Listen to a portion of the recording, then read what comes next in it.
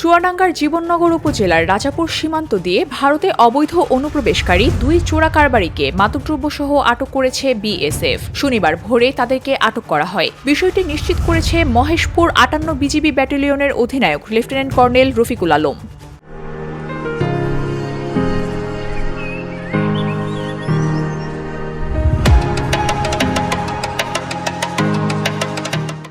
আটককৃত ব্যক্তিরা হলেন জীবননগর উপজেলার মনোহরপুর ইউনিয়নের রাজাপুর গ্রামের সন্তু হোসেনের ছেলে রোকো হোসেন এবং একই গ্রামের খোদাবক্স খুদুর ছেলে রাশিদুল ইসলাম ওরফে দুলি।